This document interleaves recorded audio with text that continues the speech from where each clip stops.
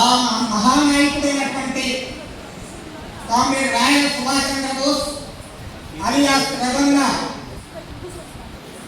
భారత విప్లవోద్యమంలో ప్రశస్తి కలిగినటువంటి గోదావరి ప్రతిఘటనోద్యమంలో అత్యంత కీలక పాత్ర పోషించినటువంటి నేపథ్య చరిత్ర స్మరించుకోవడానికి కేంద్ర కమిటీ దర్శకత్వంలో ఇవాళ తెలంగాణ రాష్ట్ర కమిటీ సభని ప్రత్యేకంగా నిర్వహిస్తూ ఉన్నది. దురదృష్టవశాత్తు ఈ సభ జరగడానికి ముందే ఈ సభ సంస్కరణకు సంబంధించిన ఒక ప్రాథమికత మీద చర్చనీయాంశం చేయబడి ప్రజల్లో పబ్లిక్లో మారిన పరిస్థితి. నిజానికి వాటి దేశ కాలమాన పరిస్థితుల్లో అంతర్జాతీయ జాతీయ పరిస్థితుల్లో ఫాసిస్ట్ ప్రమాదం పెరుగుతున్న ఈ కాలంలో ఇంత బయట దేశంలో ప్రపంచంలో ముఖ్యంగా ట్రంప్ అధికారానికి వచ్చాక ప్రపంచం అతలాకుతలమవుతున్న కాలంలో భారతదేశంలో విప్లవోద్యమాన్ని పునర్మూల్యాంకనం చేసుకొని మరింతగా పట్టాలెక్కించడానికి పూనుకోవాల్సిన ఈ దశలో కామ్రేడ్ రవణ సంస్మరణ అనేది అందుకు ఒక రాజకీయ ఉత్ప్రేరకంగా మార్చుకోవాల్సిన బాధ్యత విప్లవోద్యమం మీద విప్లవ సంస్థల మీద ఉంది. ఆ బాధ్యత నిర్వహించాల్సిన ఈ సమయంలో ఆ చారిత్రక రాజకీయ కర్తవ్యాలను నిర్వహించడానికి సభను జరపాల్సిన సమయంలో అనవసరంగా అవాంఛనీయంగా జరిగిన చర్చను కూడా కౌంటర్ చేయక తప్పని పరిస్థితి మా పార్టీకి కల్పించింది మార్క్స్లైన్ పార్టీ. ఆ మార్క్స్లైన్ పార్టీ కల్పించినటువంటి ఆ ప్రతిబంధక పరిస్థితి వాస్తవాలు ఏంటో చెప్పకుండా వెళ్ళలేని పరిస్థితి మాకు ఇవాళ ఏర్పడింది. మేము ఈ సభను పెట్టాలనుకున్నప్పుడు అలాంటి పరిస్థితి మాకు ఎదురు కాకపోయినా అది కూడా ఒక అంతర్భాగమైంది. మా సభ ఇచ్చే సందేశంలో వివరించాల్సిన అవసరం ఇవాళ మాకు ఏర్పడింది. ఒక మేక పిల్లని కుక్క పిల్లగా మార్చిన తర్వాత అబద్ధాలని కాదు, ఇది కుక్క పిల్ల కాదు మేక పిల్లని నిరూపించుకోవాల్సిన పరిస్థితిలో ఈ సభ మీరు జరుపుకున్నారు. సత్యం చెప్పులు ధరించకముందే అసత్యం 6 ఖండాలు భూప్రదక్షిణం తయారు చేసి వచ్చింది. ఇప్పుడు మా సత్యం చెప్పులు ధరించి ఇది అని నిజం చెప్పుకోవాల్సిన పరిస్థితులు ఉన్నామన్నా. చాలా దురదృష్టవశాత్తు మంచేంటో చెడేంటో విశిక్షణలు కూడా ఆలోచించడానికి కూడా అవకాశం ఇవ్వకుండా వాస్తవాన్ని అవాస్తవంగా అవాస్తవాన్ని వాస్తవంగా తలకిందులు చేసి కాకిని గడ్డని కాకిగా మార్చి అసత్య ప్రచారం చేసిన కాలంలో కామ్రేడ్ రవణ లెగసీ ఏంటో, కామ్రేడ్ రవణ యొక్క రాజకీయ విధానం ఏంటో కూడా మరొకసారి వివరించాల్సిన అవసరం ఏర్పడింది. ఎవరు రవణకి నిజమైన వారసులు, రవణ రాజకీయ విధానాన్ని తీసుకెళ్లేది ఏ పార్టీ కాదు అనేది వివరించాల్సిన అవసరం కూడా ఏర్పడింది. రవణ ఎవరు పేటెంట్ అవుతున్నారు, రవణ ఏ ఒక్కరి రాజకీయ సొత్తు కాదు, మొత్తం విప్లవోద్యమ సమిష్టి ఆస్తి. పెళ్లియని గ్రౌండ్లో రవణకి మొట్టమొదట సంస్మరణ సభ జరిపినప్పుడు కామ్రేడ్ వరవరావు గారు ఉపన్యాసకులు వచ్చి మాట్లాడారు. ఆయన మాట్లాడినప్పుడు చెప్పారు, మా మావోయిస్టు పార్టీ విప్లవాన్ని తీసుకొచ్చే పార్టీ కానీ మా మావోయిస్టు పార్టీ మాత్రమే తీసుకొస్తుందని నేను చెప్పటం లేదు. రెండవది ఏంటంటే కామ్రేడ్ రాయల సుభాష్ చంద్రబోస్ ప్రాతినిధ్యం న్యూడెమోక్రసీ పార్టీ కూడా విప్లవంలో భాగమే మేము భావిస్తున్నాం. కామ్రేడ్ రవణ మనందరి విషయాన్ని మేము భావిస్తున్నాం అని ఆ రోజున పెళ్లి గ్రౌండ్లో కామ్రేడ్ వరవరావు గారు మాట్లాడారు. సౌహార్దం తెలియజేస్తారు. అవును, స్థూలంగా సూక్ష్మంగా 2 పదాలు ఉంటాయి. మైక్రో లెవెల్, మ్యాక్రో లెవెల్ అంటారు ఇంగ్లీష్లో. సూక్ష్మంగా కామ్రేడ్ రాయల సుభాష్ చంద్రబోస్ ఏ పార్టీలో ఉండి మరణించాడో ఆ పార్టీకి చెందిన వాడు అవుతాడు. స్థూలంగా అంటే మ్యాక్రో లెవెల్లోకి వస్తే ఎవరు భారత విప్లవాన్ని ముందుకు తీసుకెళ్తున్నారో సాయుధ పంగాలు ఆ అన్ని విప్లవ సంస్థల యొక్క మనిషి అవుతాడు కామ్రేడ్ రవణ స్థూలంగా. అందుకనే కామ్రేడ్ రవణ స్థూల స్థాయిలో అందరి మనిషి విప్లవోద్యమం యొక్క సూక్ష్మ స్థాయిలో న్యూడెమోక్రసీ కలిసి పార్టీకి సంబంధించిన వారసులు అవుతారు. అయినా రవణ మరణించిన తర్వాత 6 సంవత్సరాలకి బయటికి వెళ్ళిపోయిన వాళ్ళు దాన్ని రవణ యొక్క స్మారక సభను పిలితే అది తప్పు కాదు, అది న్యాయమైంది, ధర్మబద్ధమైంది. 40-50 ఏళ్ళు కలిసి పనిచేసినప్పుడు తప్పనిసరిగా ఆ బాధ్యత ఉంటుంది. మేము కూడా సంస్కరిస్తాం లేదు, మేము సంస్కరిస్తాం లేదు, మేమే సంస్కరిస్తాం లేదు, మీరు సంస్కరించకూడదనేది లేదు. 4 లార్వా, ప్యూప్యోప, బొంగళగురుగు, సీతాకోక చిలుకని 4 పరిణామాలు ఉంటాయి దశలో. అలాగే మేము కూడా అంటే మేము జరుపుతాం సంస్కరణ సభలు జరుపుకోండి, మేము జరుపుతాం కాస్త నొక్కి చెప్పడం జరుపుకోండి, మేమే జరుపుతాం. అది పేటెంట్ తీసుకోవడానికి ముందు దశ. మరెవరు జరుపుకోరు. పైగా ఏ పార్టీ కేంద్ర కమిటీ నాయకుడిగా మరణించాడో, ఏ పార్టీ రాష్ట్ర కార్యదర్శిగా మరణించాడో ఆ పార్టీ జరుపుకునే హక్కు లేదన్నారే. ఇది ఏం న్యాయం? ఏ నైతిక విలువల ప్రకారం మాట్లాడుతున్నది? ఏ నిర్మాణ విలువలు, ఏ రాజకీయ విలువలు, ఏ సంస్థాగత విలువలు? ఈ 4 రాజకీయ విలువలు, నైతిక విలువలు, నిర్మాణ విలువలు, సంస్థాగత విలువలు, ఈ 4 విలువలు ప్రకారం దేనికైనా వర్తిస్తుందా? రమ్మండి, భారత విప్లవ దశలో ఎక్కడైనా విప్లవ మేధావులు చెప్పమనండి, ఆ మాట మాట్లాడే హక్కు ఉందా? వాళ్ళు మాట్లాడగలుగుతున్నారు. సాహసం కాదు, దుస్సాహసం. ఎందుకు ఎక్కడో 3వ డెమోక్రసీ పార్టీ తన నాయకుడిని తాను సంస్కరించుకోవడానికి సభలు పెడితే మీరు హక్కు లేదని మాట్లాడటం అంటే ఏంటి అసలు? ఆ ఆలోచన దాని ఎక్కడికి వెళ్తుంటారు? ఇవి రాజకీయాల్లో, విప్లవ రాజకీయాల్లో, విప్లవోద్యమాల్లో ఈ ధోరణులు ఇలాగే వెళ్తే ఎక్కడికి వెళ్తాయి? ఇది విప్లవాభిమానులు, విప్లవ ప్రియులందరూ ఆలోచించాల్సినటువంటి విషయం. పైగా కాంగ్రెస్ రవణ సంస్కరణ సభలు ఎప్పుడు పెట్టలేదు, ఇప్పుడే పెట్టారు. రవణ పెళ్లి గ్రామంలో ఏ పార్టీ నిర్వహించింది? 2016లో పిండిపోలో ఏ పార్టీ నిర్వహించింది? కాబట్టి రవణకి భారీ ఎత్తున మాస్టర్ పార్టీగా 3వ డెమోక్రసీ పార్టీ. 2017 జనవరిలో పార్టీ సభ్యత్వ సంవత్సరాన్ని రవణ స్మారక సభ్యత్వ పునరుద్ధరణ కార్యక్రమంగా మెంబర్షిప్ రెన్యువల్ ఇయర్గా ప్రకటించింది ఎవరు? నేను master party central committee. Democracy party మీకు తెలియవాలి. రవణని ఎవరు ప్రారంభించారు?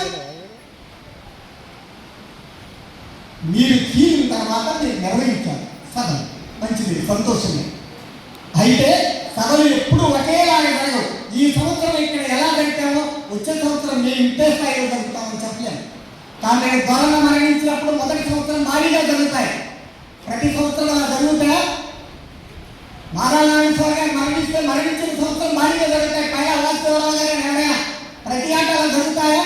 అయినా మీరు మాస్టర్ పార్టీగా ఏర్పడిన తర్వాత రవణ లెగసీ మీది కాకపోయినా రవణ సభ జరపడానికి మీరు ప్రయత్నం చేసింది. మరి ఒక పిండిపోలునే భారీ ఎందుకు జరిపారు? ఖమ్మం జిల్లా అంత ఎందుకు జరపలేదు భారీ ఎత్తున? అసలు తెలంగాణ అంతా మీ ప్రజాప్రజా పార్టీ నిర్వహించిందా? అదేవిధంగా మాస్టర్ పార్టీ తెలంగాణ మొత్తం మీ పార్టీ ఉన్న దగ్గర నిర్వహించిందా? మా పార్టీ రవణ ఏ ప్రాంతాల్లో తిరిగారు? ఏ ఏలూరు టౌన్ కమిటీ ఉద్యమానికి, జూటు ఉద్యమానికి ప్రాతినిధ్యం వహించారో, ఏ విజయవాడ నగర కమిటీకి ప్రాతినిధ్యం వహించారో, ఏ ఏజెన్సీ ఏరియా గంగారెడ్డిగూడెం, ముట్టాయిగూడెం ఏరియాకి ప్రాతినిధ్యం వహించారో ఆ ప్రాంతాలని మా పార్టీ రెగ్యులర్గా నిర్వహిస్తూనే ఉంది. అయితే ప్రతి ఆట, ప్రతిరోజు, ప్రతి సంవత్సరం 4 మార్చ్ సెగ్మెంట్స్ కూడా నిర్వహించారు. అది సాధ్యం కాదు. మేడే నిర్వహించినట్టుగా, మార్చి నిర్వహించినట్టుగా ప్రతి ఆట, ప్రతిరోజు జరుగుతూ పోవు. ఆ మేడలు కూడా కాలాన్ని బట్టి మారుతాయి. ఆ నెల్లిమర్ల మొట్టమొదటి 5 సంవత్సరాలు భారీగా జరిపారు సంవత్సరం సభలు. తర్వాత 20 ఏళ్ళు జరిపాం, 25 జరిపాం, 35 జరిపాం, మళ్ళీ 35 జరిపాం. ప్రతి ఏళ్ళ సరిగ్గా ఏదో మనం జెండా వేసి పుష్పగుచ్చాలే ఉంచుతారు. అంటే మీరు అయినా మేము పార్టీ అఖిల భారత మహాసభలకి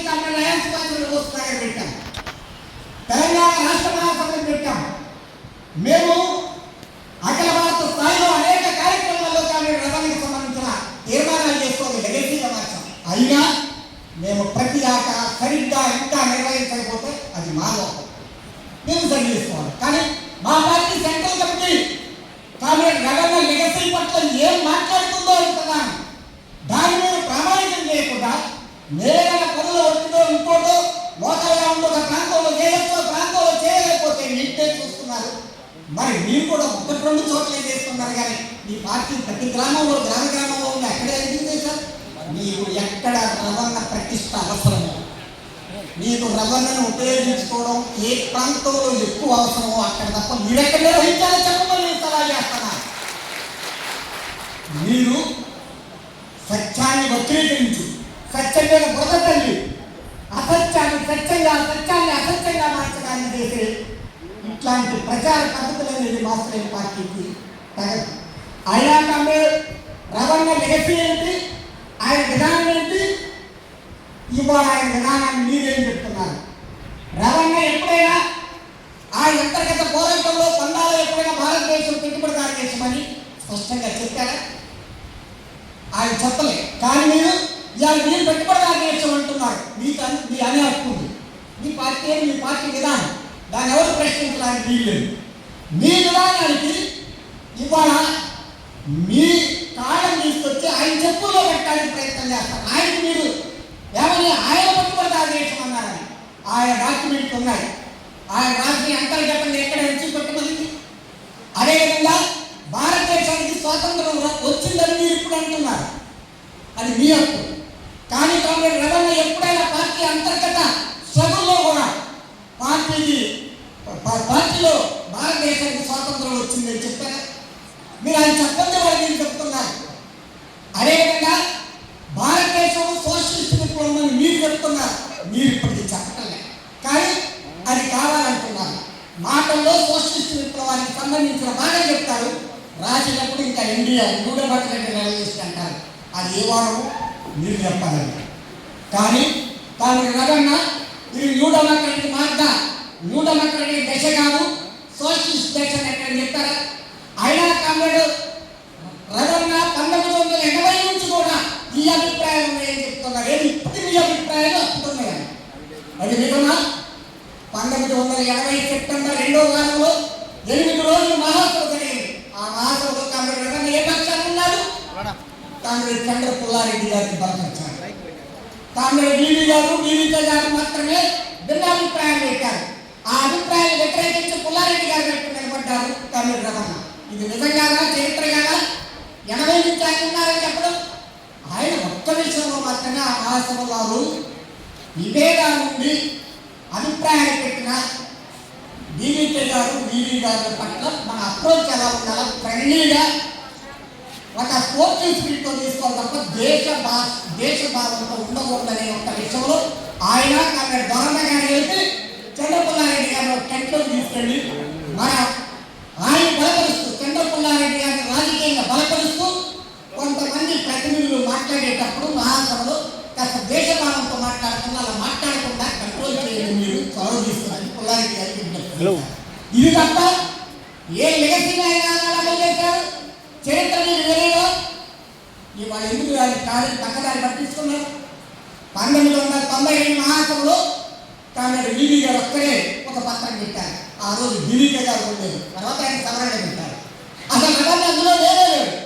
కానీ 80 నుంచే ఉన్నారంటే 92 మహాసభలకు కూడా ఆయన అంటే కడుతున్నారు. ఆయన ఏం పెట్టలే. 2013 మాత్రమే రవణ బీవీకే గారు పెట్టారు. ఎక్కడైనా ఇది న్యూడెమోక్రటిక్ దశ కాదని అందులో ఉందా? ఎక్కడైనా సోషలిస్ట్ విప్లవం అన్నారా? ఆరాత్మకు కూడా వేయండి, అది అంతర్గత విషయాలు.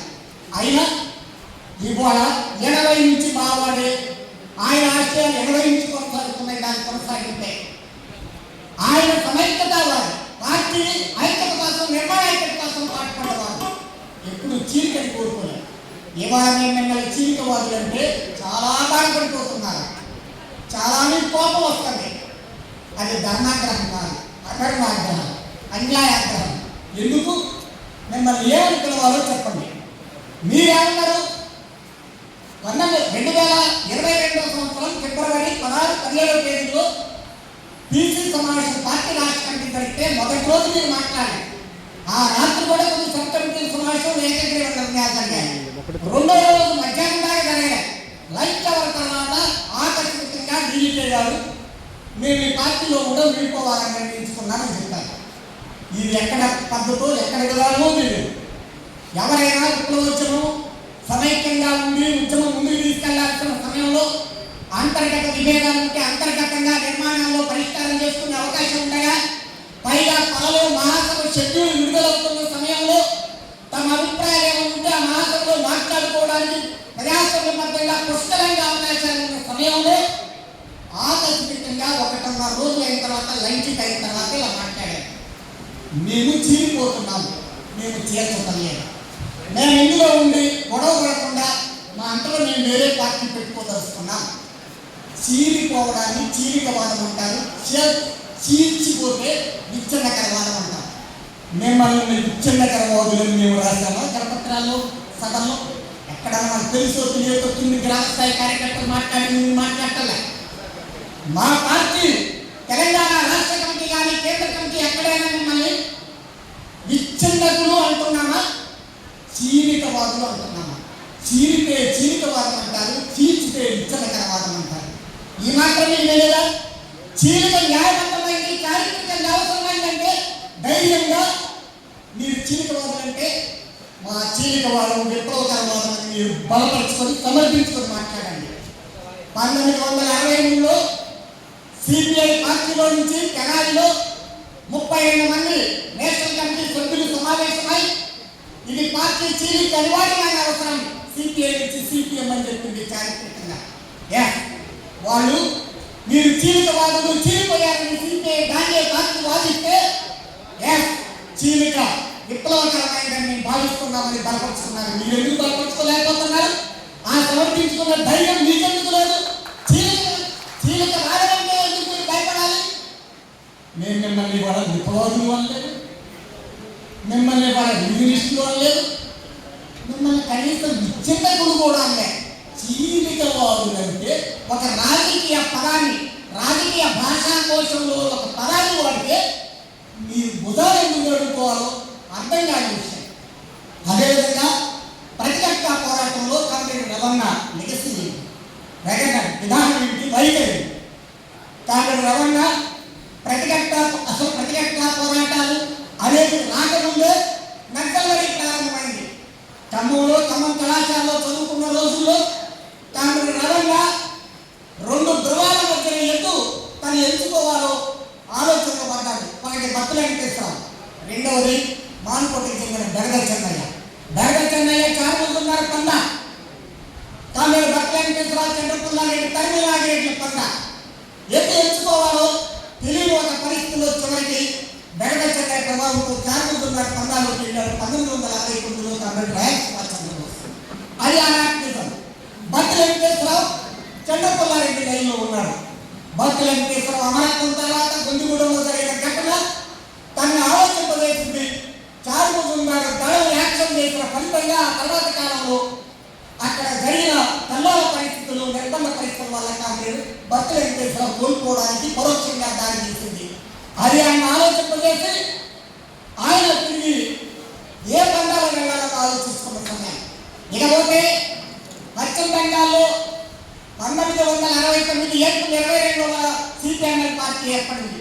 దానికంటే ఒక వారం 10 రోజుల ముందు ఆంధ్ర రాష్ట్ర విప్లవ కమిటీ అప్పుడు అఖిల భారత సమన్వయ కమిటీ నుంచి బహిష్కరించబడి తిరువురు దగ్గర, ఎస్సన్నపేట దగ్గర, అట్లపేటలో నిమ్మతోటలో 3 రోజులు తమ ప్లేనం జరుపుతున్న ఆ ప్లేనంలో సాయుధ పోరాటాన్ని నిర్వహించాలా. బట్ తక్షణమే కాదు, ఒక 2 నెలలు తొలగి వచ్చిన తర్వాత దీన్ని ప్రారంభించాలనుకోవడం జరిగింది.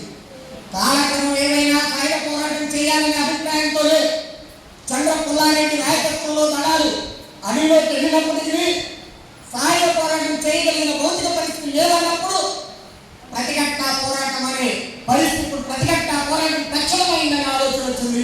ఆ ప్రతిఘటన పోరాటమే కాంగ్రెస్ రవణ ఆదరణలోకి ఆయన 1971లో చర్చలు ప్రారంభించి 72లో చంద్రపుల్లారెడ్డి నాయకత్వంలో ఉన్నటువంటి పార్టీలో ఆయన జాయిన్ అయ్యాడు. జాయిన్ అయినగానే పాలవంచ ఏరియా కమిటీ కార్యదర్శి కానీ చాలా అతి త్వరగా, ఎందుకంటే మరో పార్టీలో నుంచి వచ్చినప్పుడు కాస్త కొంతకాలం నమ్మరు. అయినా ఆయనకు మొత్తం దళాల బాధ్యతంతా చెప్పారు. చంద్రకుమారెడ్డి గారు, రామనరసయ్య గారు, వీరం రామచంద్రయ్య గారు కార్యదర్శిగా వారి ముగ్గురు రాష్ట్ర కమిటీతో ఉన్నప్పుడు ఆ తర్వాత 1973 సెప్టెంబర్ నెలలో మళ్ళీ ఆంధ్ర రాష్ట్ర ప్లేనం జరిగింది.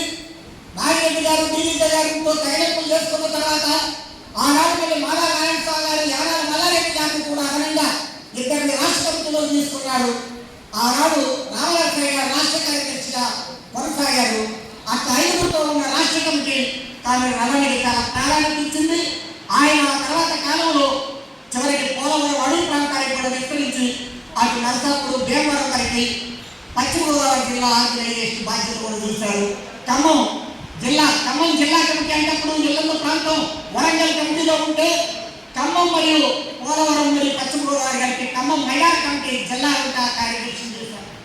ఆ కాంగ్రెస్ పనిచేస్తూ ఆనాటి నుంచి కూడా ఆ ప్రతిఘటన పోరాటానికి ఒక సాహిత్య బాధ్యతను స్వీకరించిన కాంగ్రెస్ రవాణా ఏనాడు కూడా ప్రతిఘటన పోరాటానికి కాలదోషం పట్టిందని కానీ ప్రాసంగికత లేదని కానీ మాట్లాడలేదు. ఇవాళ మా పార్టీ ఉంటుంది ఆనాడు ప్రతిఘటన పోరాటం వల్ల సెట్ బ్యాక్ అయింది. కానీ ఇది పురుషాక్ గారు రేపు నేను పునరుద్ధరించాల్సిన అవసరం ఉందని మేము భావిస్తున్నాం. మీ రాజకీయ మాత్రమే పార్టీ ఆనాడు ప్రతిఘటన ప్రారంభించడమే తప్పు, రేపు దానికి మళ్ళీ అవసరం లేదు, అది లేకుండా సైనిక పోరాటం జిల్లా పోరాటంలోకి వెళ్తామని మీరు ప్రకటించదా. ఇవాళ మేమంటున్నాం ఆనాడు ఖచ్చితంగా ప్రతిఘటన పోరాటం వల్ల గోదావరి ప్రాంతంలో ఆదివాసీ ప్రజలకి అనేక మందికి అనే హక్కులు సాధించుకోవడం జరిగింది. దానికి ప్రాసంగికత ఉంది. అదేవిధంగా ఇవాళ కాలమాన పరిస్థితుల వల్ల సెట్ బ్యాక్ అయినా అందులో క్రియాత్మక పరిస్థితులంతా భౌతిక పరిస్థితులంతా వేరే విషయం కానీ అది సెట్ బ్యాక్ అయింది కనుక ఇప్పటికిప్పుడు ఈ క్షణంలో అది కొనసాగించలేని పరిస్థితి ఉందని నేను భావిస్తున్నాను. నేను కామాను మీరు పురుషాక్ అంటున్నాను.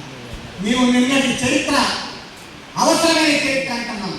మీరు నిన్నటి అనవసరమైన ప్రతిఘటన పోరాటం అంటున్నారు. రేపు ఆవశ్యకత ఉందని మేము అంటున్నాం. రేపు దాని అవసరం లేదని మీరు అంటున్నారు. రవంగా ఈ విధానాన్ని కట్టుబడ్డారు. మీరు పురుషాక్ పెట్టారు. పురుషాక్ పెట్టి రవంగా మావాడని అంటున్నారు. ఇది ఐజాకింగ్ కాదా? ఇది కబ్జా చేయడానికి ప్రయత్నం చేయడం కాదా? ఇది విప్లవాది వాళ్ళంతా కూడా ఆలోచించాల్సిన అవసరం ఉంది. మనం ఇంట్లో జామ చెట్టు వేసాం. జామకాయ చాలా కాసింది. ఒక 10 సంవత్సరాల కాయ కాసింది. మనం తిన్నాము. ఆ తిన్న కాయల వల్ల మనకు పౌష్టికాహారం వచ్చింది, విటమిన్లు వచ్చాయి, ప్రోటీన్లు వచ్చాయి. దాని వల్ల మన పుట్టిన కన్న బిడ్డల యొక్క పౌష్టికత పెరగడానికి కూడా కారణమైంది.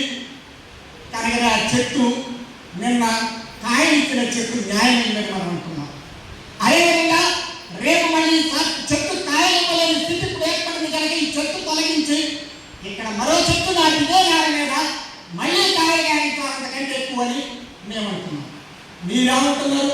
నిన్న జామ చెట్టు వృధా, అది కాయలే కాయలేరు, అది వేస్ట్, ఇక మరోసారి జామ చెట్టు నేలలే వేయకూడదు. ఇది మీ వాదన.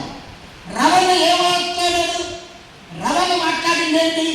జామ చెట్టుకి కాయలు తగ్గుతున్నాయి కనుక ఈ కాయలు తగ్గే వేస్తూ మనం కొత్త మొక్కని నాటుకోవాల్సిన అవసరం ఉందని చెప్పాడు. జామ చెట్టు అవసరం లేదని చెప్పలేదు అదన్నా. కొత్త మొక్క నాటొద్దనల్లే. ఇవాళ మీరు నిన్న చెట్టు తప్పు, రేపు మొక్క తప్పనే మీరు రవణకి మీరు వారసువా? రవణ మీరు అంటారా? ఆలోచించమని మీకు విజ్ఞప్తి చేస్తున్నాం. ఇంట్లో ప్రియులందరూ కూడా అదేవిధంగా తమిళ రవంగా ఆనాడు పార్టీలో జరిగిన కొన్ని లేఖలు వాళ్ళు మీరు బయట పెడుతున్నారు. ఇది నీకేనా? ఇది న్యాయమేనా? భార్య భర్తలు ఇంట్లో బెడ్రూమ్లో కొన్ని ముచ్చట్లు మాట్లాడతారు. ఎవరో కిటికీలో నుంచి జనేల్ పక్క నుంచి చెవులు విన్నాడు. వాడు వచ్చే డబ్బా కొట్టి బీబీసీ ఎక్కించడానికి హక్కులు ఉన్నాయా? మా విషయాలు మీ పార్టీలో మీ అంతర్గత విషయాలు మీ నిర్మాణాలు మాట్లాడుకుంటారు, మా పార్టీలో మేము మాట్లాడుకుంటాం. వీటిని మాట్లాడే దగ్గరికి చెప్పే హక్కు మీకు ఎక్కడుంది? ఇక్కడ శ్రీమంతా చిట్ ఫండ్తో ప్రారంభమై చాలా పెద్ద కూడా 1998 నుంచి 2000 చెప్పారు. ఒకళ్ళు కడిగేసుకొని గెలుపుకొని తప్పు తప్పులు ఒప్పులు మొత్తం గుడ్డికి ఈగలు మీకున్న చరిత్ర అంతా కూడా రికార్డుల్లో ఉంది. ఏ మీ పార్టీ నుంచి మన పార్టీ ఆడు మన ఉమ్మడి పార్టీ నుంచి మొన్న నాయకులు బండి రమేష్ వెళ్ళిపోయారు. మన భాషలో న్యాయ పార్టీలు చేరారు. అది భవిష్యత్తు పార్టీ కాదు మన భాషలో, మనందరి భాషలో. ఆ పార్టీలో చేరిన తర్వాత వాళ్ళ సొంత రాజకీయ ప్రయోజనాల కోసం కానీ సంకుచిత ప్రయోజనాల కోసం కానీ మీరు ఎవరి మీద అయితే అప్పటిదాకా పోరాడారు, ఎవరి మీద పోరాడి పార్టీ నుంచి బయటకు వెళ్ళారు, వాళ్ళని పట్టబడి వేయడానికి మేము ఈ పత్రం పెట్టాం, ఆ పత్రం పెట్టాం, మన నాయకుడి మీద ఇదో చిప్పల్లో ఈ భాగవతం ఉంది, ఆ భాగవతం ఉంది, ఈ భాగవతాన్ని ఆడబట్టే మేము అలా చేసామని ఆ గత పత్రాన్ని ఒక్క రోజైనా బయట పెట్టారా వాళ్ళు? ఆ డివిజనిస్ట్ పార్టీకి ఉన్న నీతి కూడా మీకు ఎందుకు లేదని మేము అడుగుతున్నాం. ఆ మొన్న నాయకుల బండి రమేష్ ఉన్న ఆ నీతిని వాళ్ళు కూడా మీరు ఎందుకు పాటించలేదని మేము ప్రశ్నిస్తున్నాం. రాజకీయాలు విలువలు ఉండవా? మాట్లాడుకుంటాం. ఆయా క్షణాల్లో, ఆయా దశల్లో, ఆయా స్థితి గతుల్లో వచ్చే మార్పులు, వాటన్నిటి మీద నిర్మాణాల్లో, పార్టీలో, రాజకీయాల్లో వచ్చే మార్పుల మీద మాట్లాడుకుంటాం. మీరు మాట్లాడే హక్కు ఎక్కడుంది? అయినా ఎప్పుడో మాట్లాడిన అభిప్రాయం వాళ్ళకి ప్రామాణికం చేస్తున్నారే. అసలు ఇప్పటి అభిప్రాయాలు ఏంటి? వీటి మీద మీరేమైనా ఆలోచించారా? ఇవి అన్నీ కూడా అభ్యంతరకరమైనవి, అవాంఛనీయమైనవి, అనైతికమైనవి, అనిర్మాణమైనవి, అరాజకీయమైనవి కూడా. ఇది మీ విధానంగా ఇవాళ అభివృద్ధి చేసుకొని దేనికి మేము మా పార్టీ నాయకుడికి మేము సంస్థ నీకెందుకంటే గోలేంటి అసలు? దేనికి లేదు, దూడకి లేదు, గుంజకొచ్చింది దొరకరాగా అన్నట్టు మీకేం చేస్తుంది అంతా కూడా అవసరం ఏంటి? మీరు 6 ఏళ్ల తర్వాత రాయల సుభాష్ చంద్రబోస్ గారు మరణించాక 6 ఏళ్ళకి మీరు పిలక ముట్టించారు ఒక పార్టీ. ఆ పార్టీ పేరు కూడా మళ్ళీ కొన్నాళ్ళు మార్చుకొని మార్చుకుని పార్టీకి వెళ్ళిపోయారు. మళ్ళీ 3 పార్టీలు పట్టారు. మీరు వెళ్ళిపోయి ఈ విధంగా మా పైన దాడి చేయడం మీకు ఎంతవరకు న్యాయమో ఆలోచించమని మీకు విజ్ఞప్తి చేస్తున్నాం. కాంగ్రెస్ రథంగా ఈ దేశంలో ప్రతిఘటన పోరాటాల ఆవశ్యకత ఉందని భావించాలి. సాయుధ పోరాటం తక్షణమే జరగని పరిస్థితుల్లో ప్రతిఘటన పోరాటం అనే ఒక ప్రక్రియ చంద్రపుల్లారెడ్డి గారి ద్వారా ఉనికిలోకి వచ్చింది. దానికి కాలదోషం పట్టిందని ఎక్కడా మా పార్టీ భావించలేదు. పైగా ఇవాళ దాని పూర్వరంగ పరిస్థితి దాన్ని పునరుద్ధరించడానికి కావలసిన పూర్వరంగ పరిస్థితిని సృష్టించడానికి మిలిటెంట్ పోరాటాలు, సమస్యల పోరాటాలు ఆవశ్యకత ఉందని మాత్రమే మా పార్టీ వాళ్ళు భావిస్తూ ఉంది. ఈ భావిస్తున్నటువంటి పరిస్థితుల్లో మేము కాంగ్రెస్ రమణ లెగసీని ప్రచారం చేయాల్సిన బాధ్యత మా మీద ఉంది. మేము ఈ సంవత్సరం నలుగురిని comrade Chandra Pulla Reddy, comrade Ramana, comrade Paila Vastarao, comrade Mararayana Swamy గారి నలుగురు కేంద్ర కమిటీలో ఉండి ఉమ్మడి ఆంధ్రప్రదేశ్లో ఒక విప్లవోద్యమంలో కీలక పాత్ర పోషించిన వాళ్ళని స్మరించుకోవాలని భావిస్తాం. నలుగురిని స్మరించడం అంటే వేల మందిని వదిలేదన్నారు. వేల మందిని స్మరించడానికి నవంబర్ 1 నుంచి 9వ తారీఖు వరకు ప్రతి సంవత్సరం ఉంది అమరవీరుల వారం అని. అది ఎప్పుడు ఉంటుంది. అందులో కూడా రగన్నని స్మరించే భాగం ఉంటూనే ఉంటుంది.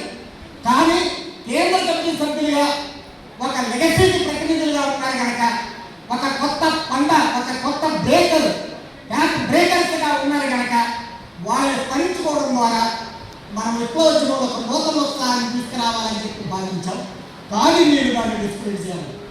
ఇవాళ నేను 11వ తారీఖు ఎన్ని జరపాల్సి వస్తుంది, నేను 9వ తారీఖు జరపాలి. మేము జరపాలని నిర్ణయించినప్పుడు 2 నెలలు అయింది మా పార్టీ కేంద్ర కమిటీ. కానీ ఫిబ్రవరి 20వ తారీఖు హైదరాబాద్లో రేవంత్ రెడ్డి వ్యతిరేకంగా భారీ ప్రదర్శన అయిపోయిన తర్వాత తెల్లారి 3వ రోజు మా తెలంగాణ రాష్ట్ర కమిటీ ప్లాన్ చేసి 9వ తారీఖు ఇక్కడ పెట్టాలనుకున్నాం. అది అనుకోకుండా వచ్చింది న్యూస్. బాధనే అర్జెంటుగా 6 మెగాల మీద కుర్తి బుద్ధితో అర్జెంటుగా 9వ తారీఖు అని ఆ 20వ తారీఖు ప్రదర్శన చేశాను. మేము అదే 9వ తారీఖు నేను పెట్టలేదు. మేము ఎంత స్థితప్రజ్ఞతో మా తెలంగాణ రాష్ట్ర కమిటీ భావించింది. వద్దు, మనందరం కూడా రవణకి అందరం సంస్కరించుకునే హక్కుంది. ఒకే రోజు పెడితే ఇటోళ్ళు అటు ఇటు కాలేదని చెప్పి 11వ తారీఖు జరుపుకున్నాం. మేము జరగాలి.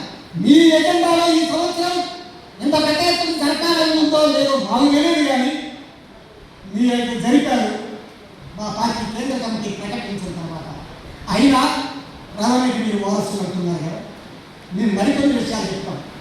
ఇవాళ పార్టీ, మీ పార్టీ కాంగ్రెస్ పార్టీకి కేసీఆర్ వ్యతిరేకంగా కాంగ్రెస్ పార్టీని బలపరిచింది. మన అసెంబ్లీ ఎన్నికలు బలపరచడం మీ విధానం. కండిషన్ సపోర్ట్ అని, క్రిటికల్ సపోర్ట్ అని రెండు రకాలు ఉంటాయి.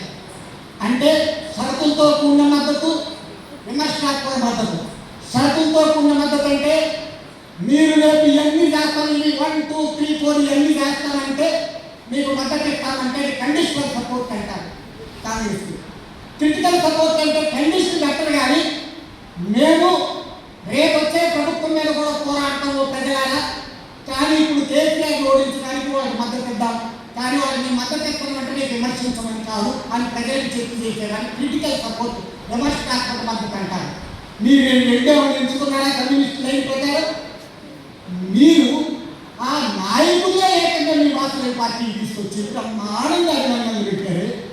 ఏమి రవాణా బతుకుంటే దాన్ని ఒప్పుకుంటారా? మీరు చెప్పగలరా? కానీ రవాణా జీవించి ఉంటే మీరు ఆ పార్టీకి తుమ్మల నాయకులని, తర్వాత పొంగిరెడ్డి శ్రీనివాసరెడ్డిని తీసుకొచ్చి మేము బలపరుస్తామని చెప్పి అభినందించి బలపరుస్తామని చెప్తారా? కండిషనల్ సపోర్ట్ కాదు, క్రిటికల్ సపోర్ట్ కాదు, అన్కండిషనల్. పార్టీ భుజాలు రాసుకుంటూ పార్టీ ఆఫీసు తీసుకొస్తారా? ఇచ్చారు. మళ్ళీ తిరిగి గెలిచిన తర్వాత మంత్రులుగా కూడా ఆహ్వానించారే రాష్ట్ర ప్రతినిధులు, అంతకుముందు ప్రతిపక్ష ప్రతినిధులు మద్దతు ఇచ్చినప్పుడు. గెలిచిన తర్వాత రాష్ట్ర ప్రతినిధులు అవుతారు, రాష్ట్ర ప్రతినిధులుగా కూడా పిలిచారే. రమణ దాన్ని ఆమోదిస్తారా? అంగీకరిస్తారా? ఎక్కువ ప్రియుల ముందు నేను పెడుతున్నాను. అది జరగదు కానీ జరిగారు. అంతేకాదు, అంత రేట్లు మీరు ఇవాళ గుమ్మడి నరసయ్య గారికి రేవంత్ రెడ్డి ఇంటర్వ్యూ ఇవ్వలేదని వాపోతున్నారు, దౌర్జన్యం కడుతున్నారు. మేము అడుగుతున్నది నిర్మాణాత్మకమైన విమర్శ. పాపం గుమ్మడి నరసయ్య గారిని మాట్లాడేది ఆయన పార్టీ నాయకుడు కనుక ఆయన ఏం చెప్తే చేస్తారు. పాపం సైనికుడుగా రాజుగారు అన్నది. కానీ మీరు ఎప్పుడైతే అక్కడ బలపరిచారో, ఊరేగారో, అభినందన సభలు పెట్టారో, గెలిచిన తర్వాత మంత్రులు తీసి మీకు రేవంత్ రెడ్డి ఇంటర్వ్యూ ఇవ్వకపోతే మొట్టమొదటిగా నేను నిలవేసే హక్కు మీకు వస్తుంది. నేను నిలవేశారా? ఆ పని పూర్తి చేస్తారా? నిలవేసిన తర్వాత చేయకపోతే మీ క్యారెక్టర్ జల్లబాటు చేసి మనం ఆనాడు బలపరిచామని ఆఫీసు కూడా పిలిచాం మంత్రులని. అయినా మనం గుమ్మడి గారిని హైదరాబాద్లో ముఖ్యమంత్రి ఇంటర్వ్యూ ఇవ్వకపోతే ఇక్కడ మన మంత్రులని అడిగాం.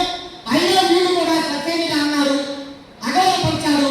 అది మీద కరపత్రం వేసి విమర్శించి ఆ తర్వాత గుమ్మడి నరసయ్య గారితో ప్రకటించారు. మరి చేశారని ఎందుకు చేయలే? రవాణా ఉంటాయని అంగీకరిస్తారా? లేదు అంటే మీరు మాకు తప్పైందని ప్రజలకు చెప్పి క్యారెక్టర్ ఉంటుంది, క్యారెక్టర్ సేవలకి పబ్లిక్గా చెప్పి ఆనాడు మేము బలపరిచాం. బుద్ధి తక్కువైంది, సరే బుద్ధి తక్కువైంది అనే పదం వాడటానికి కాన్స్పిరేషన్ అడ్డొస్తే మనం గ్రహించలేకపోయాం. ఇవాళ మన గుమ్మడి నరసయ్య గారికి ఇంటర్వ్యూ ఇవ్వలేదు, ఏళ్ళలో ఈ మంత్రులు కూడా చేయలేకపోయారు కనుక మనం కొద్దిగా మనం భంగపరిచారు అని ఆత్మవిమర్శలు పబ్లిక్లో ప్రకటించారా? మీరు ఆత్మవిమర్శ పబ్లిక్లో ప్రకటించరు. అదేవిధంగా మీరు వాళ్ళ మంత్రులు నిలవేయరు. ఇక్కడ మంత్రులతో మీ సంబంధాలు దెబ్బతినకూడదు ఈ జిల్లాలో.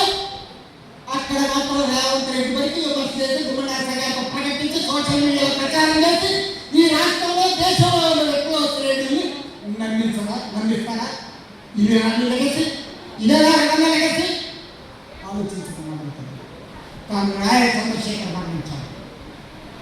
రాయ చంద్రశేఖర్ 45 ఏళ్ళు మనందరూ ఉమ్మడి ప్రతినిధి. ఆఖరి 2 ఏళ్ళు 3 ఏళ్ళు మీ నిర్మాణ ప్రతినిధి.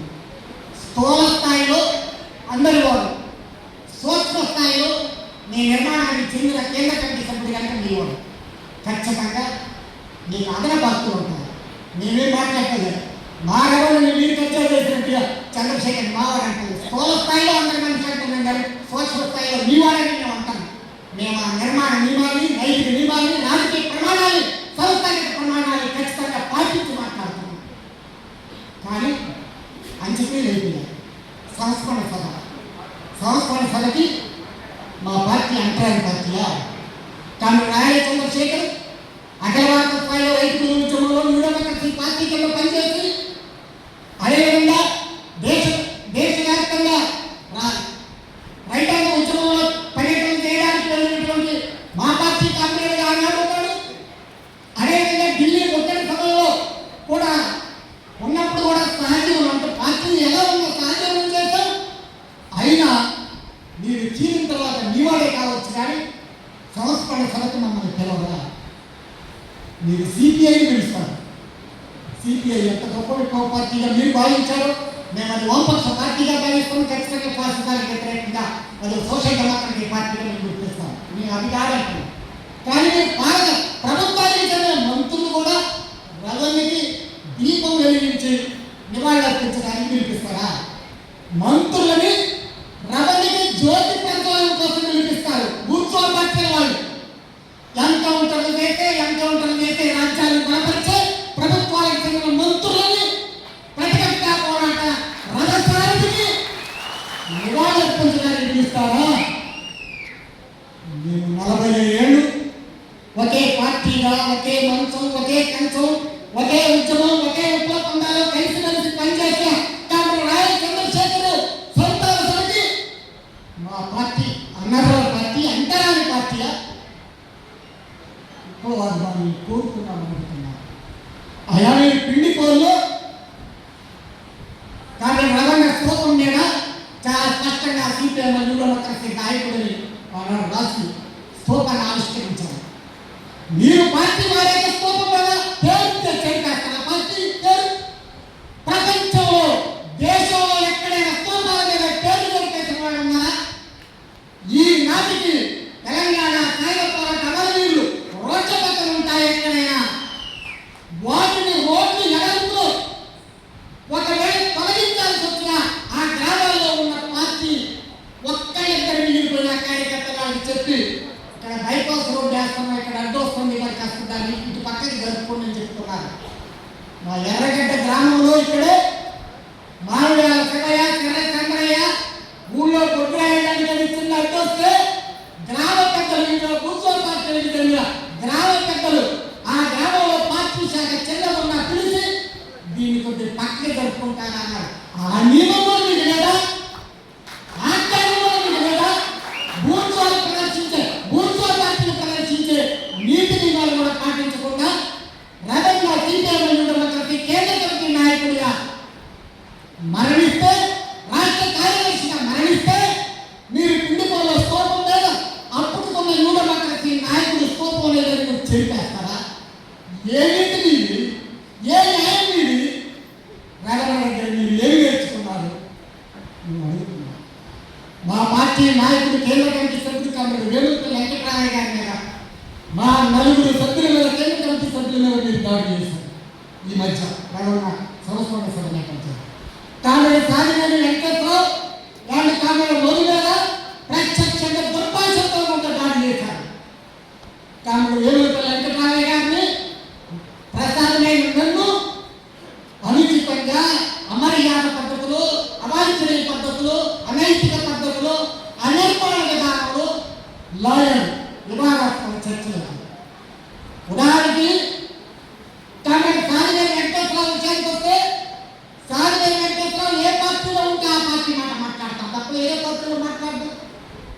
ఆయన చంద్ర పార్టీలో ఉన్నప్పుడు చంద్ర పార్టీ మాట మాట్లాడతాం. చిత్తశుద్ధితో నిజాయితీగా కట్టుబడి న్యూడెమోక్రసీ పార్టీలు చేస్తే న్యూడెమోక్రసీ పార్టీ ఇదే కట్టుబడుతున్నారు.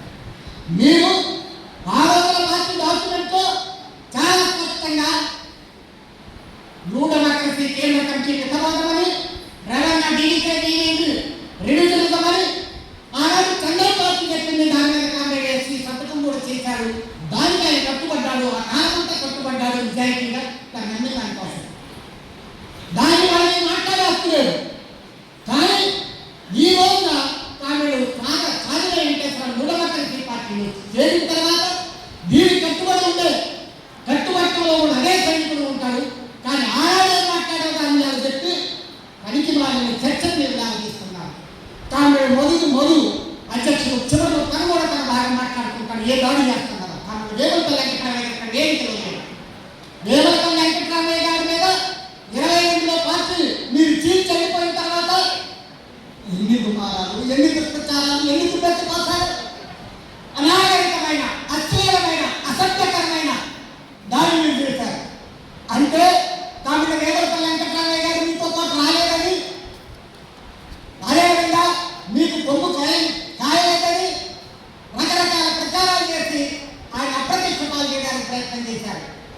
అదే వెంబడిపల్లి వెంకటరామయ్య గారికి ఆ తర్వాత ఆయన ఇంటికి మీరు ఇవాళ మాత్రమే పార్టీలో కేంద్ర కమిటీ సభ్యులు, పోలిట్ బ్యూరో ఉన్న సభ్యులు కూడా ఓ 4,000 ప్రతినిధులు వచ్చి మీరు మాట్లాడారా లేదా? హైదరాబాద్లో ఆయన ఇంటికి వచ్చారు.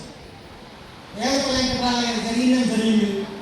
ఇప్పటికైనా మీరు మూఢమత పార్టీని వదిలిపెట్టి మా మాత్రమే పార్టీకి వస్తాయి, మా పార్టీ తెలంగాణ బాధ్యత అంతా మీకు ఇష్టం, నాయకత్వ సాధించే బాధ్యత మీరు అన్నారా లేదా?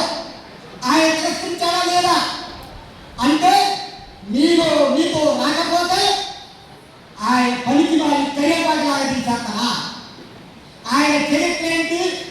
ఆయన మొత్తం ఉపాధ్యాయుడిగా రాజీనామా చేసి చేరి లక్ష్మణ్ బికారి పకాజీతో పాటు 1975 ఎమర్జెన్సీలో చాలా ఘోరమైనటువంటి లాగతితో 5.5 నెలలు ఆయన ఎక్కడుందో తెలియక ఆయన చనిపోయారని చెప్పి అమరులని చెప్పి కూడా పార్టీ బయట మాట్లాడి శ్రద్ధాంజలి కూడా కట్టించింది. 5.5 నెలలు ఆయన లాగతితో చీకటి నీతో గడిపింది. పార్టీగా తెలియదు అన్ని కష్టాలు నష్టాలు భరించిన కామ్రేడ్, ఓ సుదీర్ఘ చరిత్ర కలిగిన కామ్రేడ్ పట్టుకొని మీరు ఆయన మీతో రాలేదు కనుక, లేదా ఆయన పక్కన మీరు దాంట్లో ఒక వేరే వైద్యం తీసుకుంటే కనుక మీ వైద్యుడికి భిన్నంగా మీరు పచ్చి ముసి పనికి రాకుండా కరేపాకలా మీరు విమర్శలు చేసి నిందలేస్తారా?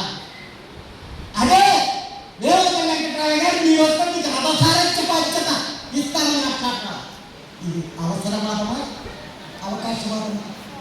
మీరే చెప్పండి. ఇది అసంబద్ధవాదమా, సంబద్ధవాదమా? మీరే చెప్పండి. ఇది మీకు పదులా? కాబట్టి రవణకి శిష్యుడిగా చాలా సంవత్సరాలన్న మీకు ఈ నీతి పాలన పనులు మీకు పదులా? మేము అనుకున్నాం. అదేవిధంగా రాయల చంద్రశేఖర్ కుటుంబం ఏంటి? వాటి మీరే మీ పార్టీ కుటుంబం మీరే చెప్పారు. వాళ్ళు మా పార్టీ కుటుంబం అని చెప్పారు. మీ పార్టీ కుటుంబం అన్న తర్వాత ఆ కుటుంబం వల్ల తప్పొప్పులు జరిగితే దానికి పార్టీ నైతిక బాధ్యత వహించాలా, రాజకీయ బాధ్యత వహించాలి? రాజకీయ తప్పులైతే రాజకీయ బాధ్యత వహించాలి, నైతిక తప్పులైతే నైతిక బాధ్యత వహించాలి, నిర్మాణ తప్పులైతే నిర్మాణ బాధ్యత వహించాలి. ఆ పార్టీ కుటుంబ మరణానికి కారణం ఏంటో మీరు సమీక్షలు చేసుకోకుండా అంతర్గతంగా ఆ కుటుంబంతో కూడా కలిపి చేయకముందే మీరు బహిరంగంగా కరపత్రాల్లో పేపర్లో కుటుంబం వల్ల మా చంద్రశేఖర్ చనిపోయాడని కాకుండా మేమైతే బహుశా ఎవరు జీవించుంటే పార్టీ కుటుంబం వల్ల ఏదైనా పార్టీ కామ్రేడ్కి ఇబ్బంది ఏంటంటే అది పార్టీకి బాగా ఉంది. కామ్రేడ్ పాదలు అనాథగా ఉండేవని కామ్రేడ్ విమలా చంద్రశేఖర్ చూడండి, అనాథగా పాదలు చాలా సంవత్సరాలు పసి పిల్లవాడు ఉన్నప్పుడు తల్లి చూసుకోకుండా అనాథగా ఎదిగిన రోజుల్లో ఒకవేళ దారి తప్పితే, ప్రవర్తన తప్పితే దానికి కూడా పార్టీయే బాధ్యత వహించాలి. పార్టీ రాజకీయ స్థూల బాధ్యతలు, సూక్ష్మ బాధ్యతలు ఉంటాయి, మైక్రో లెవెల్, మ్యాక్రో లెవెల్ ఉంటాయి. మీరేం చేస్తారు? మీ సెంట్రల్ కమిటీ సభ్యులు సరిపోతే కుటుంబం తోసేశారు. మీ కుటుంబం నిజంగా తప్పులు చేస్తే మీ కుటుంబం తప్పులు, మీ కుటుంబం మీ పార్టీ శాఖల్లో పిలిచి మాట్లాడి తప్పులు చేసి అది ఏంటో చెప్పాలా? సమీక్ష చేశారా? ఏంటి విధానం ఏంటి? ఏ విధానం ఈ పద్ధతిలో ఈ రథం ఉంటే ఇలాగే చేస్తున్నారు? ఆలోచించమని విజ్ఞప్తి చేస్తున్నారు. సరే ప్రియమైన కామ్రేడ్, దురదృష్టవశాత్తు మీరు విప్లవోద్యమాన్ని ముందుకు తీసుకెళ్ళడానికి ఒక విలీన సమయంలో రేపు మనకి ఒక భవిష్యత్తు ఉంది. కామ్రేడ్ రవణ ఆశయ పదంలో మనం ముందుకెళ్లాల్సిన అవసరం ఉందని చెప్పడానికి ప్రత్యేక ప్రాధాన్యత ఇవ్వాల్సిన అవసరం నేపథ్యంలో ఈ సభను ఏర్పాటు చేసినా మాకు ముందరి కాళ్ళకి బంధాలు వేసి అసలు సభ మీద జరపడానికే వీల్లేదని చెప్పి మేము జరుపుతాం, మేమే జరుపుతాం, అసలు మీరు జరపొద్దని, అసలు ఏ పార్టీకి చెందిన నాయకుడు ఆ పార్టీ జరపొద్దని మాట్లాడేంత స్థాయి జరిగిన తర్వాత ఈ దుస్సాహసికవాదం, అవాంఛనీయత, అనిర్మాణవాదం, అనైతిక విధానం, నీతిమాలిన విధానం అంత హద్దులు లేని కట్టలు ఎంచుకొని సరిహద్దులు లేని వెళ్ళిన సమయంలో మేము ఈ సభని జరుపుకోవాల్సి వచ్చింది. దురదృష్టవశాత్తు విప్లవ శ్రేణులకి మేము విజ్ఞప్తి చేస్తున్నాం. ఖమ్మం, నల్లగొండ తర్వాత ఇది ఒక విప్లవ కిల్ల. నల్లగొండ విప్లవ కిల్ల తెలంగాణ సాయుధ పోరాట కాలంలో. దానితో పాటు దాని అనుబంధంగా ఖమ్మం కూడా ఎన్నిక ప్రాంతం. ఖమ్మం జిల్లా లేదు, వరంగల్ జిల్లాలో భాగంగా ఉంది. 1958-9 మాత్రమే ఈ జిల్లా ఏర్పడింది. ఆనాటి వరంగల్ జిల్లాలో ఉన్న ఖమ్మం తాలూకా కూడా ఒక విప్లవోద్యమ కేంద్రంగా ఉంది. సరవేపట్ల రామనాథం లాంటి వాడు తెలంగాణలో తొలి కమ్యూనిస్టుగా ఉన్నటువంటి ఆ కామ్రేడ్ గ్రామమైన పిండిపోల్లో ఇండియన్ మాస్కోగా ఉన్న ఒక గ్రామంలో రాయల వెంకటనారాయణ గారి లాంటి ఆనాటి తాలూకా కమిటీ నాయకుడి యొక్క లెగసీలో ఆయన వారసత్వంలో ఎదిగినటువంటి కామ్రేడ్ రవణ, ఈ స్టేట్ మీద ఉన్న కామ్రేడ్ వక్కంతల కోటేశ్వరరావు గారు, ఆయన బోడా శ్రీరాములు గారు, లింగా విజయ్ కుమార్ గారు, చింతలపూడి జగ్గయ్య గారి కొడుకు, వారు వీళ్ళందరూ కూడా ఆనాడు సహా కార్యకర్తలుగా ఖమ్మం కళాశాలలో విద్యార్థులతో గుర్రం వచ్చాయి గారు, వీళ్ళందరూ కూడా సహా విద్యార్థులతో కార్యకర్తలుగా పనిచేస్తారు. ఖమ్మంలో విప్లవోద్యమం ఏర్పాటుకి ఒక పునాది ఇచ్చారు. గాంధీ చౌక్లో మైలు సైకిల్లో సెంటర్కున్నారెడ్డి తండ్రి నాయకురెడ్డి మీటింగ్కి వచ్చినప్పుడు వందల సంఖ్యలో యువకులు హాజరైన సందర్భం ఉంది. 1958 మదర్ తాలూకా మడిపల్లిలో ప్రారంభమైన ఆకలి యాత్ర, ఖమ్మంలో పాత బస్ స్టాండ్ సెంటర్లో ఆకలి యాత్ర ముగింపు రోజు భారీ బహిరంగ సభ జరిగినప్పుడు, అదేవిధంగా ఖమ్మంలో పాండిరాజు సుబ్బారావు మీటింగ్ జరిగినప్పుడు ఆనాడు పెద్ద నాయకులు ఎక్కువ మంది కథలు మొదట కేఎల్ఎన్ సోమవారి గారు లాంటి వాళ్ళు కూడా పాలకులు ప్లేనుల్లో ఎంఎల్ పందా వైపు వచ్చిన విప్లవ పందా వైపు నెగ్గలవారి పందా వైపు వచ్చిన తర్వాత పుచ్చలపల్లి సుందరయ్య గారు లాంటి వాళ్ళు జిల్లాలో మంచుకంటి చిరావుడి గోడపు వెంకటేశ్వర గారు కేఎల్ సోమవారి గారు లాంటి సీనియర్ నాయకులందరూ ప్రత్యేకంగా సమావేశపరిచి వాళ్ళు విప్లవ పందా వైపు రాకుండా చేసినప్పుడు ఖమ్మం జిల్లాలో కార్యకర్తలు యువకులు మాత్రమే అనేది పార్టీకి నిలబడ్డారు. పట్ల వెంకటేశ్వరరావు నాయకత్వం. అలాంటి రోజుల్లో ఇక్కడ నడిచినటువంటి 11 దగ్గర విద్యార్థి ఉద్యమానికి ఊపిరిగా గుండెకాయగా ఉన్న కామ్రేడ్ నాయక్ సుభాష్ చంద్రబోస్, ఆ తర్వాత కాలంలో పీడిఎస్ వి కృష్ణమూర్తి గారు లాంటి వాళ్ళు దాన్ని పిఎస్గా మార్చి ఉద్యమ నిర్మాణం చేసిన దశ ఉంది. ఆ తర్వాత నా కాలానికి వస్తే మేము దాన్ని పీడిఎస్ ముందుకు తీసుకెళ్ళాం. ఆ కమిటీకి కామ్రేడ్ రవణ ఆశయాల స్ఫూర్తి ఉంది. అలాంటి ఆశయాల ప్రకారం నడిచిన ఈ కలిసికోట ప్రాంతంలో ఇప్పుడు ఎలా ఉంది, కారణాలు ఏంటి, పరిస్థితి ఏంటి మనం ఆలోచించి చివరికి రవణ సొంత గ్రామంలో ఓట్ల కోసం డబ్బులు పెట్టాల్సిన పరిస్థితులు ఏర్పడ్డాయి. అది న్యాయమో కాదో, రవణ ఉంటే అంగీకరిస్తారా లేదా, రవణ ఏ పరిస్థితిలో ఓడితే ఓడినాము ప్రతిపక్షంగా మన స్థానం ఏంటో నిరూపించుకుందామని మనిషి తప్ప ఓటికి 1000 మంది ఇద్దామని సభలో రవణ కాదు. అలాంటివి మన దిగజారి